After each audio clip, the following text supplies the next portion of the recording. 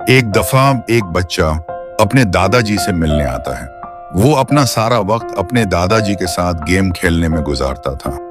एक बार उसने अपने दादाजी से पूछा कि दादाजी मैं कब बड़ा आदमी बन जाऊंगा, मैं दुनिया का कामयाब तरीन इंसान बनना चाहता हूँ, क्या आप मुझे कामयाब होने के कुछ तरीके बता सकते हैं?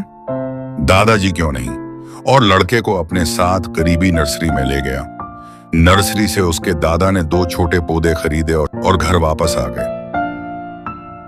फिर उसने एक पौधा एक बर्तन में लगाया और उसे घर के अंदर रखा और दूसरे पौधे को घर के बाहर लगा लिया। और दादाजी ने बच्चे से पूछा कि आप क्या सोचते हो कि कौन सा पौधा मुस्तकबल में जल्दी बड़ा हो जाएगा? लड़का कुछ देर सोचता रहा, फिर बोला, घर के अंदर जो पौधा है वो जल्दी बड़ा हो जाएगा, क्योंकि ये हमारे घर में हर एक खतरे से महफूज है, जबकि बाहर का पौधा बहुत सी चीजों के खतरे में है।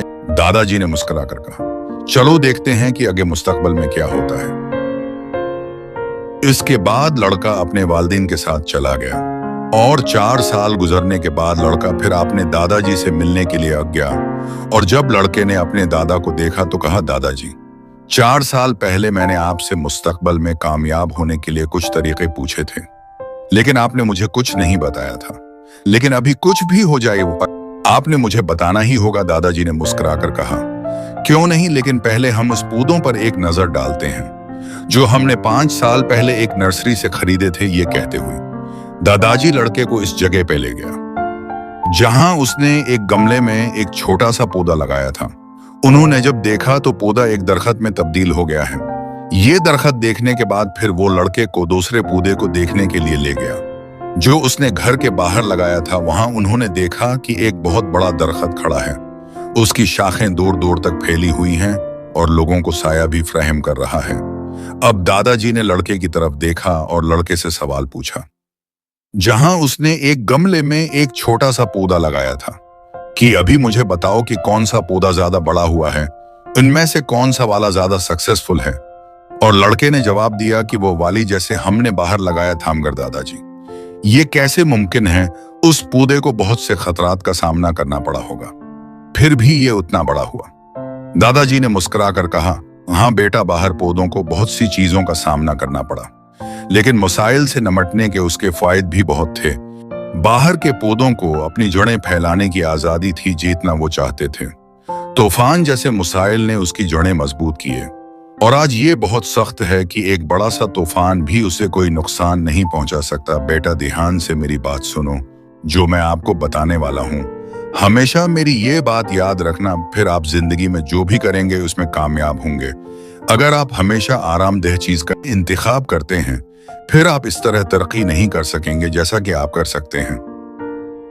अगर आप उस दुनिया का सामना करने के लिए तैयार हैं, तमाम खतरात के बावजूद, फिर कोई भी गोल अचीव करना या फिर कोई भी मकसद हासिल करना नामुमकिन नहीं है।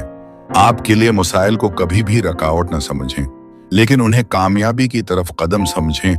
लड़के ने एक लंबी सांस ली और दरख्त की तरफ देखा, और वो अपने दादा की बात समझ गया था। रुकावटें जिन्हें हम जिंदगी में दुश्मन समझते हैं, वही रुकावटें हमें मजबूत बनाती हैं। हमारी जिंदगी एक अजीम मुहिम जोई की तरह है, मोड़ और मोड़ से भरा हुआ।